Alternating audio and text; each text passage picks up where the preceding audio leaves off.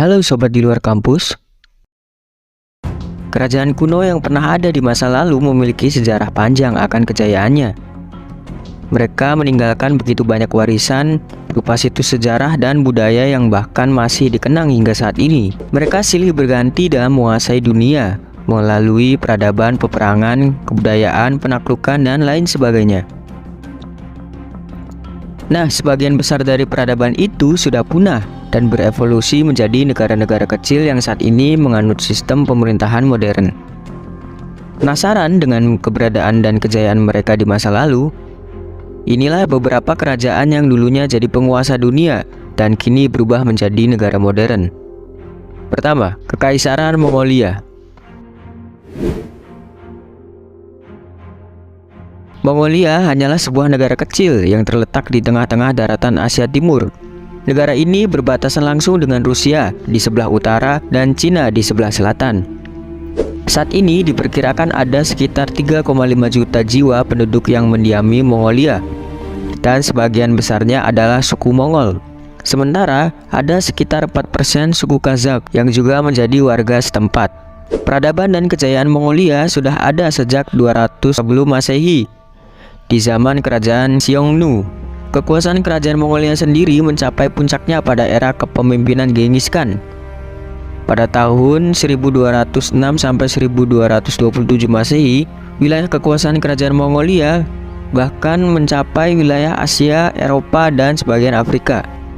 Namun sejak tahun 1368, kekuasaan mereka sudah mulai runtuh, terutama pada saat kejayaan dinasti Ming di tanah Tiongkok. Kini Mongolia menjadi sebuah negara kecil di Asia, dan pengaruhnya pun tidak begitu signifikan di mata negara-negara lainnya. Kedua, Kerajaan Persia. Di zaman dulu, Persia pernah dianggap sebagai salah satu kerajaan terbesar dan terjaya di masanya. National Geographic mencatat bahwa Kekaisaran Persia pernah mengalami puncak kejayaan pada tahun 559 sampai 331 sebelum Masehi, jauh sebelum Romawi dan Britania Raya berjaya. Mereka memiliki daerah kekuasaan yang meliputi Iran, Turki, Mesir, Pakistan, Afghanistan, dan sebagian Eropa. Namun setelah penaklukan Alexander Agung dari Makedonia, kerajaan Persia lambat laun mengalami kemunduran dan akhirnya lenyap dari peta dunia.